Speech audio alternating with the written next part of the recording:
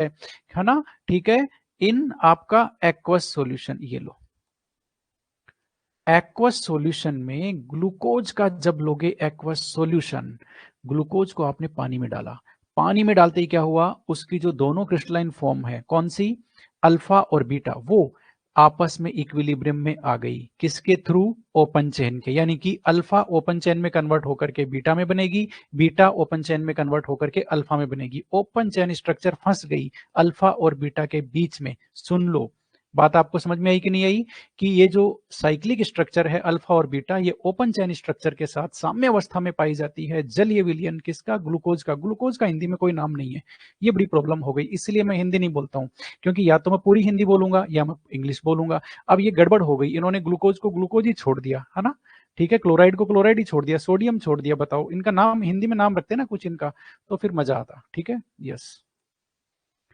Okay, yes. तो फिर इसलिए ग्लूकोज जब हम बोलेंगे तो फिर क्यों ना फिर इंग्लिश ही बोलें, बाकी भी इंग्लिश ही बोल दें फिर, ठीक है। ग्लूकोज का हमारे पास हिंदी में कोई नाम ही नहीं है, बताओ, है ना, ठीक है, ओके, यस, हो गया इतना। ओके, तो ये कैसे इक्विलिब्रियम में रहती है, अल्फा और बीटा ओपन चेन स्ट्रक्चर के साथ में। ओपन चेन नहीं लिखा क्या, ओपन चेन लिखना था यहां पर, ओपन चेन, इतनी बात हो गई, ओके। अब हाँ, अब ये कैसे रहती है वो फटाफट से देख लो। बीच में ओपन चेन रहती है, पहले आप बनाओगे बीच में ओपन चेन, कैसे बनाओगे जरा देख लो। ये आपका ओपन चेन का सबसे पहला कार्बन जिसपे एल्डिहाइड फंक्शनल ग्रुप है, देख लो जरा, मैं ज्यादा अच्छा जगह नहीं है ना, इसलिए थोड़ा सा नीचे बनाते हैं ताकि खुली खुली स्ट्रक्चर बने, यस, ठीक है। अब देख लो जरा क्या कर रहे हैं। सबसे पहले ओपन चेन स्ट्रक्चर का मैंने C1 बना दिया दोस्तों। अब उसके आगे की स्टोरी तो आपको पता ही है, इसमें क्या है, ये C2, ये C3, ये C4, ये C5 और लास्ट वाला आपका क्या है, C6 CH2OH। इतनी बात क्लियर हो गई। अब इसमें मैंने तो रटा हुआ है, देखो, पहला OH राइट साइड में है, उसके बाद में H आएगा, फिर दोनों OH आएंगे, मुझे कोई दिक्कत नहीं है, ठीक है।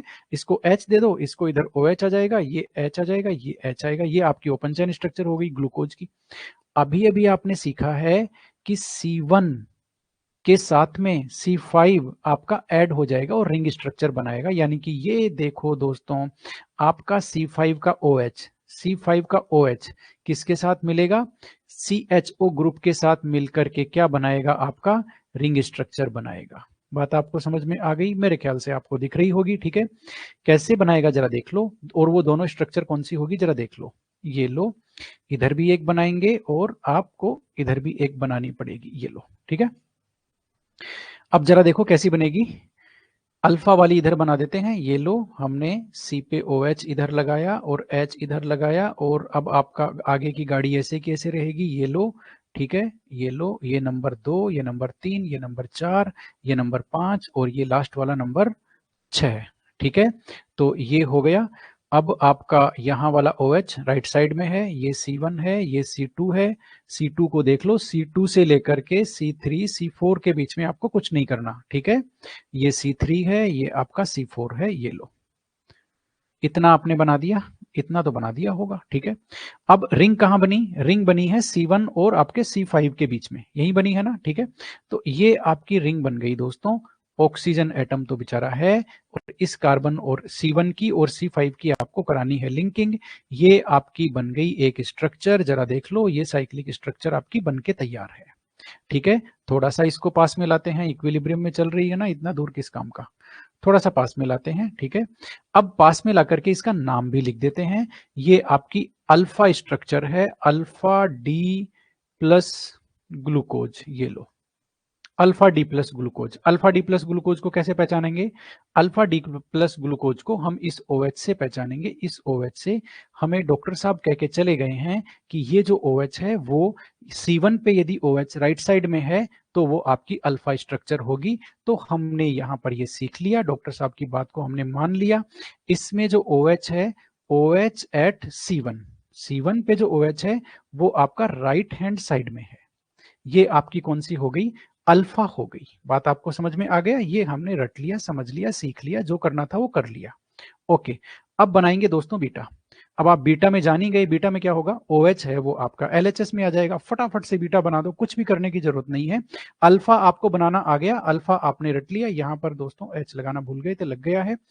अब बीटा तो जाहिर सी बात है C1 पे कॉन्फ़िगरेशन ऑपोजिट करना है, तो मैं अब बोलूंगा नहीं, आप भी इधर नहीं देखेंगे, चुपचाप अपनी कॉपी में बीटा बनाएंगे। Yes,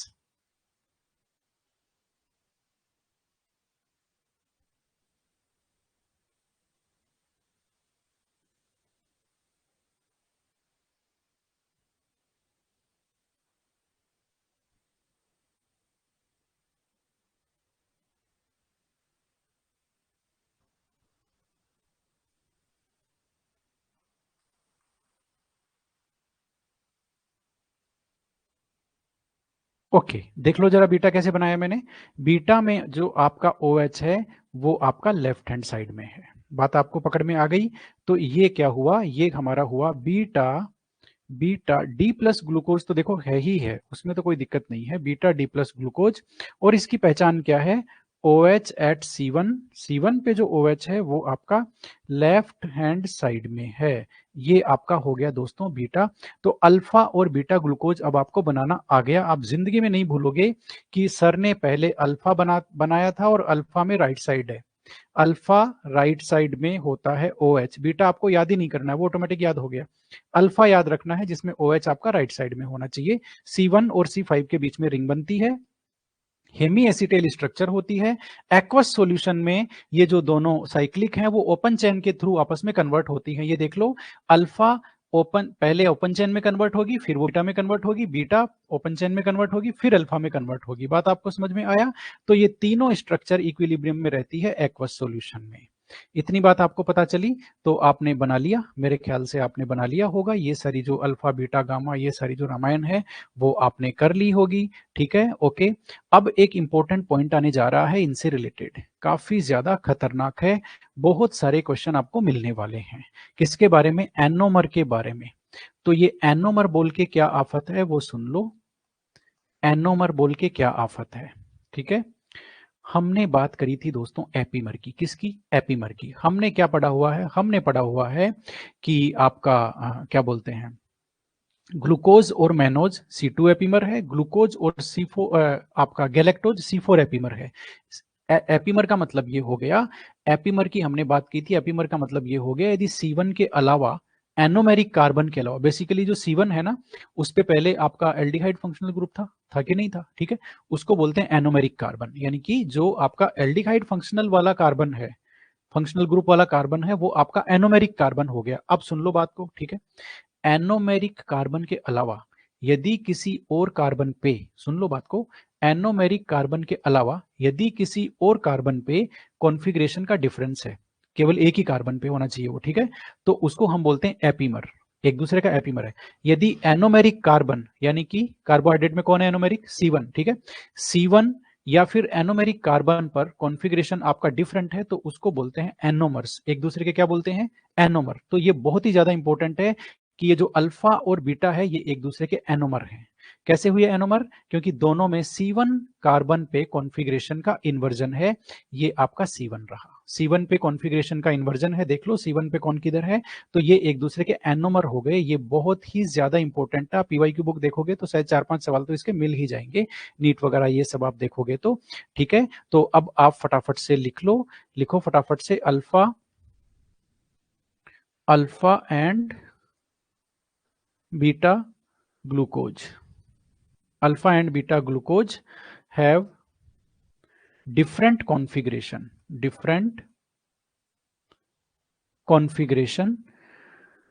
of OH group। ये लो, OH ग्रुप का कॉन्फ़िगरेशन डिफरेंट होता है, कहां पर, एट आपका C1।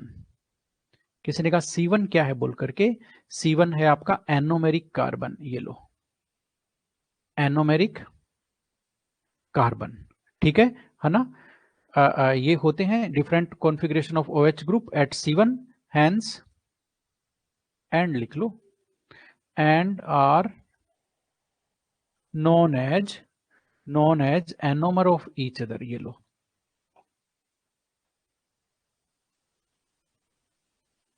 एक दूसरे के एनोमर होते हैं। कौन? आपके अल्फा और बीटा। याद रखना एनोमेरिक कार्बन कौन सा है?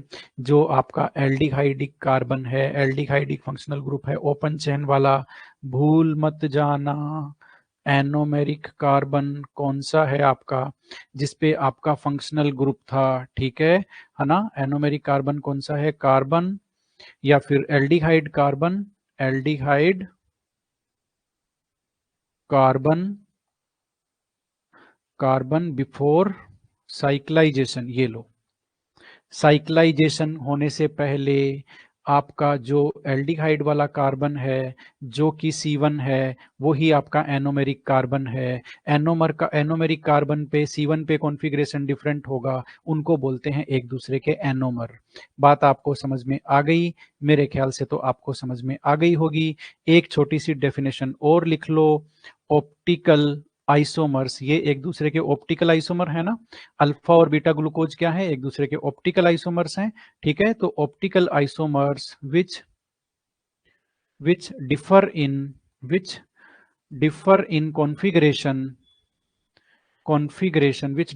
configuration, ठीक है, configuration only at C1। ये लो, C1 कार्बन पे यदि डिफरेंट हो, ठीक है, तो उनको हम बोलते हैं C1 atom are cold anomers. ये लो, तो ये आपके एनोमर्स हो गए। इतनी कहानी खत्म। ओके, तो ये आपने एनोमर पढ़ लिया। एपीमर आपने पढ़ लिया, अब नहीं भूलोगे कभी। एपीमर का मतलब अलग है, वो ओपन चेन की रिलेशन है, ये आपके एनोमर की रिलेशन थी। ठीक है, ओके, तो आपने साइक्लिक स्ट्रक्चर बनाना सीख लिया है। अब एक दिक्कत हो गई, लोगों ने क्या किया, ये जो साइक्लिक स्ट्रक्चर है, हाँ ठीक है, आप कुछ नहीं लिख रहे। लोगों ने क्या किया, ये जो साइक्लिक स्ट्रक्चर है, इसको अपने अपने तरीके से बनाना शुरू कर दिया। उन्होंने बनाना शुरू कर दिया, हमारी दिक्कत शुरू हो गई। क्यों? क्योंकि उन्होंने बनाते गए, वो किताबों में आती गई, पढ़ने वालों की प्रॉब्लम हो गई। ठीक है, कि अब उनको ये भी याद करना पड़ेगा। ठीक है, तो हमने अभी अभी तो अल्फा स्ट्रक्चर बना करके सीखा है कि चलो साइक्लिक हमें आ गया, लेकिन एक और स्ट्रक्चर है pyranose structure, Howarth formula glucose का, वो भी आपको बनाना आना चाहिए। ठीक है, तो अब हम ग्लूकोज की जो पायरेनोस स्ट्रक्चर है वो ले रहे हैं दोस्तों। कौन सी स्ट्रक्चर? ग्लूकोज की पायरेनोस की स्ट्रक्चर। ठीक है, ओके, तो अब आप क्या हेडिंग लगाओगे? अब आप अच्छा सा हेडिंग लगाओगे, पायरेनोस स्ट्रक्चर, या फिर Haworth formula, Haworth formula of glucose. ये लो, ग्लूकोज की या तो पायरेनोस स्ट्रक्चर, और उसी को बोलते हैं उसका Haworth formula of glucose. Okay, अब सुन लो, हेडिंग आपके सामने आ गया है। ठीक है, अब इसका पायरेनोस ये नाम कहां से आया? हावर्थ नाम तो साइंटिस्ट का है भाई, उसने बड़ी मेहनत की थी ये स्ट्रक्चर बनाने में। ठीक है, उसको तो ठीक है, हावर्थ स्ट्रक्चर हम समझ गए, लेकिन पायरेनोस नाम कहां से आया? पायरेनोस नाम आया है, एक ऑर्गेनिक कंपाउंड है दोस्तों, जिसको आप जानते भी हो। कौन सा ऑर्गेनिक कंपाउंड है? वो है आपके सामने ये लो, ये लो, ये लो, इसका नाम क्या है? इसका नाम है पायरेन।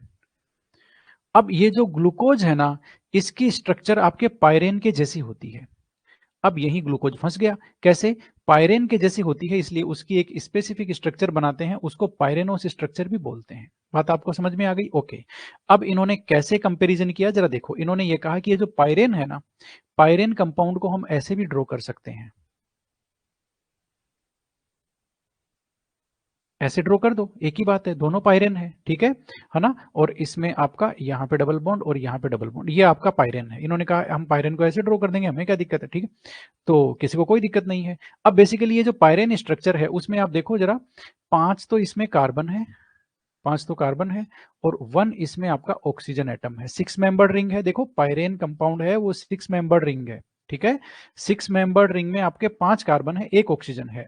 ठीक है, तो इन्होंने कहा कि ग्लूकोज की जो स्ट्रक्चर है, ग्लूकोज की जो स्ट्रक्चर है कौन सी? ये वाली, अभी अभी हमने बनाया था ना, ये वाली। ठीक है, ग्लूकोज की जो साइक्लिक स्ट्रक्चर है, बीटा हो चाहे अल्फा हो, कोई भी हो, उसमें भी इन्होंने ये कहा कि 5 तो कार्बन है और एक ऑक्सीजन है। इसका मतलब क्या हुआ कि ग्लूकोज की जो साइक्लिक स्ट्रक्चर है वो पायरेन से मिलती जुलती है, इसलिए इन्होंने ग्लूकोज की साइक्लिक स्ट्रक्चर को जो पायरेन की तरह ड्रॉ करते हैं उसको बोल दिया पायरेनोस स्ट्रक्चर। बात आपको समझ में आ गई? ओके। अब किसी ने कहा कि सर ये बात तो ठीक है लेकिन ड्रॉ कैसे करेंगे इसको, वो तो बड़ी आफत है।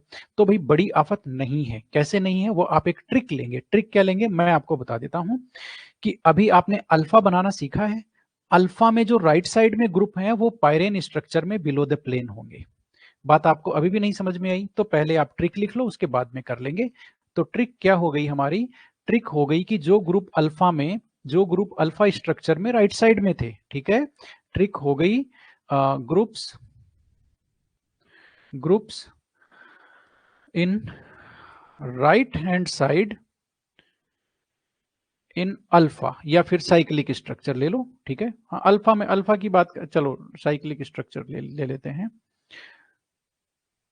ओके, इन ठीक है, अल्फा ही ले लो एक बार के लिए, ठीक है। Groups in right hand side in alpha glucose, ठीक है, अल्फा ग्लूकोज, ठीक है। वो क्या होंगे? वो चले जाएंगे बिलो द प्लेन, या डाउन साइड बोल दो उनको। क्या बोलेंगे? बिलो द प्लेन बोल दो या डाउन साइड बोल दो, ठीक है। Below the plane in pyranose structure, ये लो। पायरेनोस स्ट्रक्चर में वो प्लेन के नीचे रहेंगे। जो राइट साइड में थे वो पायरेनोस स्ट्रक्चर में रहेंगे प्लेन के नीचे। ये तो हो गई दोस्तों एक ट्रिक किसकी? आपकी जो आपने बनाया ना अभी, ठीक है, अल्फा अल्फा ग्लूकोज की हम ड्रॉ करेंगे उसकी ट्रिक हो गई बेसिकली, ठीक है। और इसमें क्या रहेगा? और अल्फा, चलो ठीक है, और अल्फा बना देते हैं बाद में, उसके बाद में बात करेंगे। ओके, अब अल्फा को पायरेनोस में कन्वर्ट करते हैं। मैंने जिस तरह से अल्फा बनाया था उसी तरह से मैंने अल्फा को याद कर लिया। अब मैं आपके सामने अल्फा बनाऊंगा और ट्रिक है मेरी, जो ग्रुप आपका राइट साइड में है वो प्लेन के नीचे जाएगा।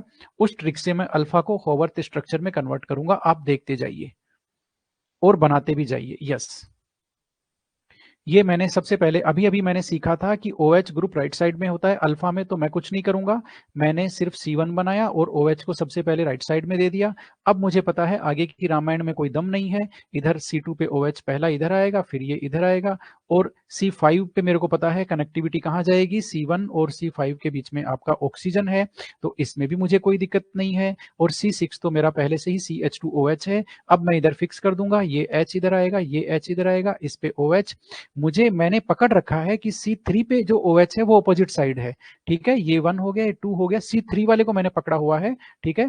और ये आपका H हो गया, ये आपका H हो गया, ये दोस्तों आपका अल्फा डी प्लस ग्लूकोज हो गया। बताओ हुआ कि नहीं हुआ? ये आपको बनाना आया कि नहीं आया? अल्फा डी प्लस ग्लूकोज हो गया जिसमें आपका OH राइट हैंड साइड में है।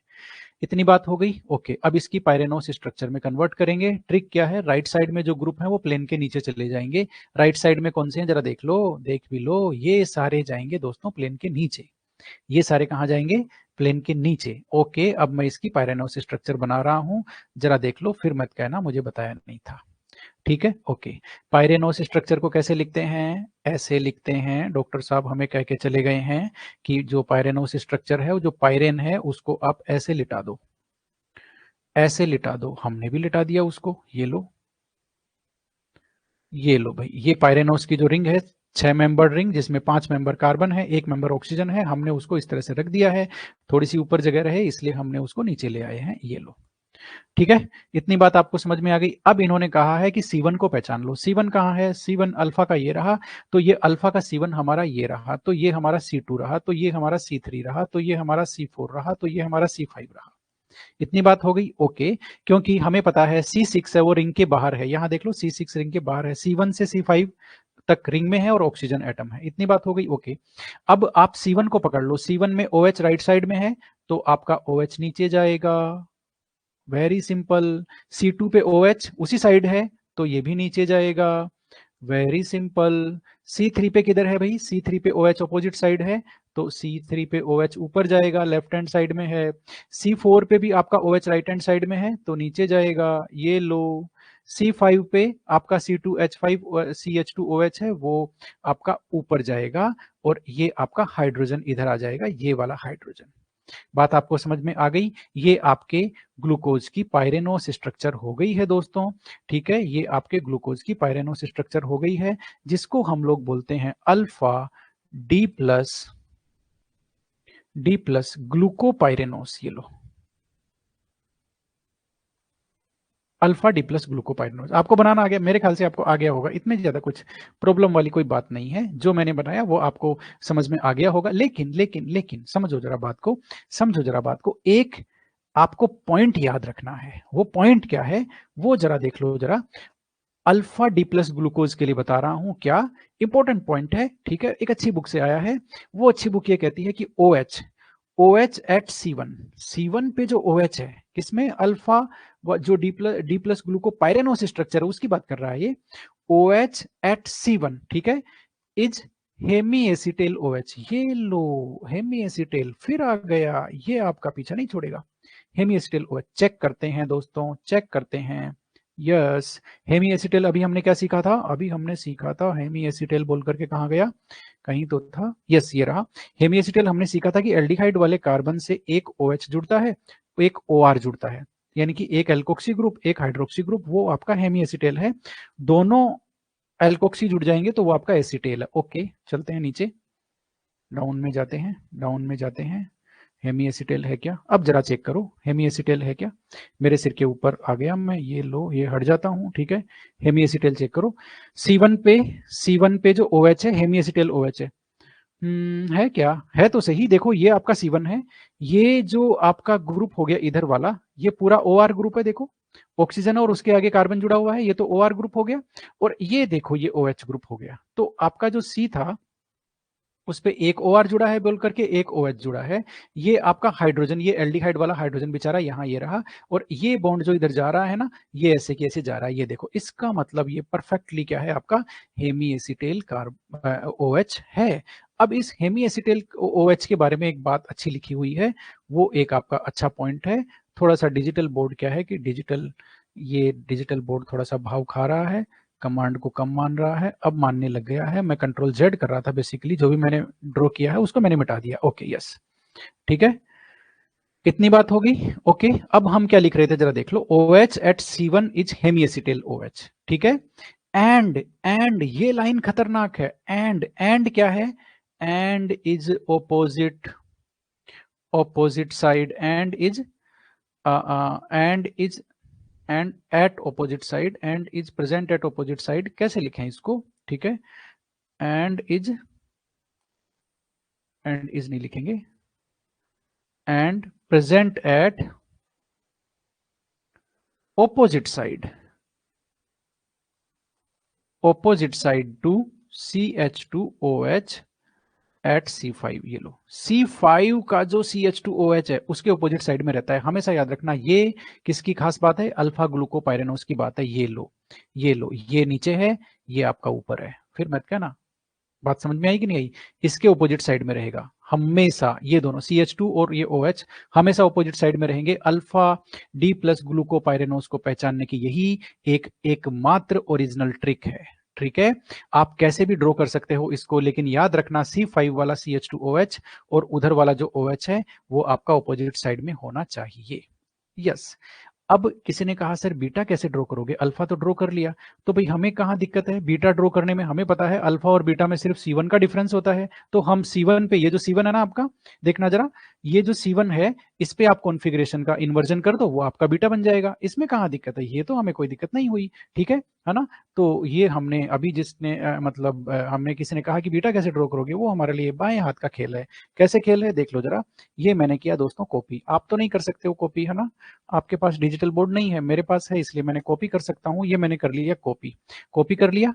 अब मैं क्या करने वाला हूं भाई, मेरे को तो पता है कि C1 एनोमेरिक है, और एनोमेरिक है तो वहां पे कॉन्फ़िगरेशन उल्टा होता है, तो मैंने C1 पे उल्टा कर दिया, और यहां पर दोस्तों आपका OH लगा दिया, और ये आपका H लगा दिया, ये आपका हो गया बीटा। अब आप भी बना लो, कुछ नहीं करना, अल्फा ग्लूकोज आपने सीख लिया बनाना, अल्फा से आप C1 पे कॉन्फ़िगरेशन उल्टा कर दो, वो आपका बीटा बन गया, ठीक है, तो ये क्या हो गया भाई, ये आपका हो गया बीटा डी प्लस ग्लूकोपाइरेनोस। समझ में आ रहा है क्या आपको? समझ में तो आ रहा है ना, मैं उल्टा पुल्टा गेम कर रहा हूं, ये आपको समझ में आना चाहिए सारा। ये बीटा डी प्लस ग्लूकोपाइरेनोस हो गया। इसकी क्या खास बात है? इसकी खास बात इसकी उल्टी है। किसकी? ये जो आपने लिखा है दोस्तों, ये पॉइंट बहुत ही बेकार का पॉइंट है, ये आपको ध्यान में होना चाहिए। येलो ये बीटा, अब मैं तो इसको कॉपी करूंगा, आप अपने हिसाब से अपनी लैंग्वेज में लिख लो क्या, कि ये जो C1 पे जो OH है वो हेमी एसिटेल OH है, और वो CH2OH की सेम साइड में होता है। किस में?